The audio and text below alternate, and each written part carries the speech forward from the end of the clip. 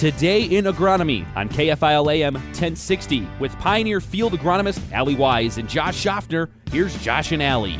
Good morning, Southeast Minnesota. Today is November 4th, 2020, episode number 47, Josh. Harvest is actually, we're nearing the end of, corn and bean harvest across the board. So just moved into the month of November, but still really nice calendar-wise. And I think the real beauty of us kind of finishing up some of our harvest this time of the year is just so that we can hopefully capture some of the nicer days we have left for some of the tillage work. And I know some have been after it already and gotten some nice work done that way. So I think that's good to see. But any just general comments from your area, more extreme southeast? No, I mean, just a great week of weather here.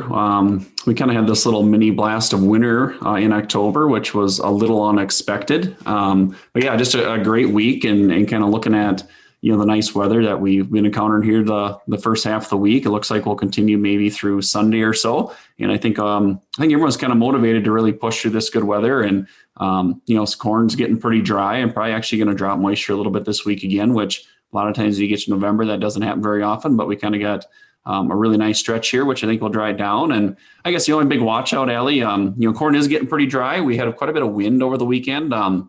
Probably starting to see the stalks really start to go on some of this. I know we talked about stalks the previous few weeks, but maybe really, kind of having an idea of a harvest plan between here and getting finished out over the next week to 10 days will probably be important. As some of the stalks are maybe starting to show some of that weakness from just, the corn getting very mature and very dry. Not uncommon to see that on falls like this.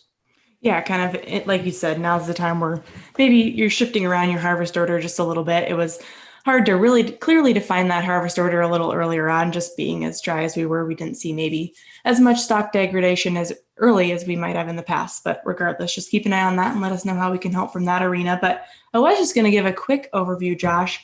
Kind of corn data from the area. We're getting really close to wrapping up all of our product knowledge plots, getting those harvested across the area. Across the board, we're currently sitting at a 242 bushel per acre average across our corn set. I believe you're going to have to check me on the number of locations there. I think we're in the ballpark of high 40s right now. We got just a couple to get out yet. I don't have the final count, and I know our agronomy team is working on getting that finalized. I think we'll have that wrapped up here at the end of the day, which is pretty awesome. But we're still trending above that overall set average record. I'm not sure if we'll break it for sure. I think it's going to be extremely close. But yeah, we'll kind of know maybe here tomorrow morning if we break that record. On the bean side of it, we did really well.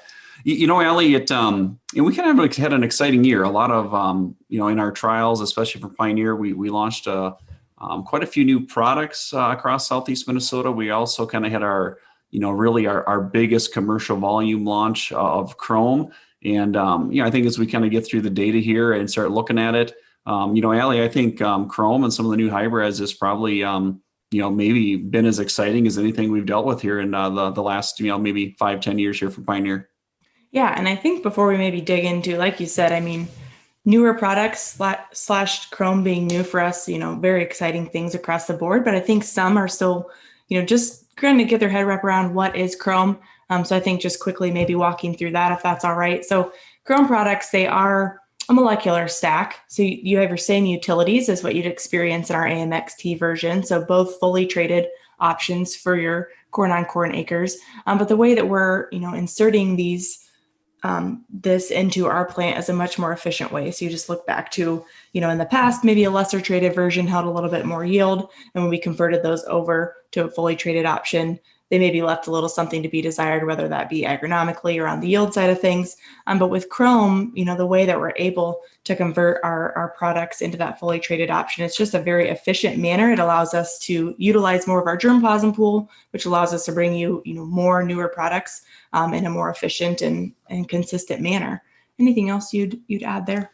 Yeah, no, I think that's a great summary. And I think if I really look at it, at an oversimplified way, it just has really maybe unlocked a yield barrier that we've been stuck with on corn, just from a standpoint of, maybe not seeing a lot of new fully traded products come to market in recent years, and really not having some of that, I don't know if it's the right term, yield drag, or maybe just some of those preferred genetics that in that trade platform where we got above ground and below ground protection. But when you do look at some of the Chrome performance across the area, the part that excites me is, these new products agronomically are very well suited for corn on corn. And on the flip side, we're also getting just really strong yield performance when you pair it with those background genetics paired with Chrome. It just seems like we've been able to take the corn on corn acre really to the next level, which, in previous years, we've maybe seen guys really favoring towards the doubles where they're corn on beans and maybe think there's a little bit more yield there. Where Chrome has really just allowed our corn on corn producers access to a lot of new hybrids, great new technology with Chrome and the performance. I think when we get all done and publish our agronomy summary book, which we'll talk a little bit about in the second segment, I think the performance will speak for itself.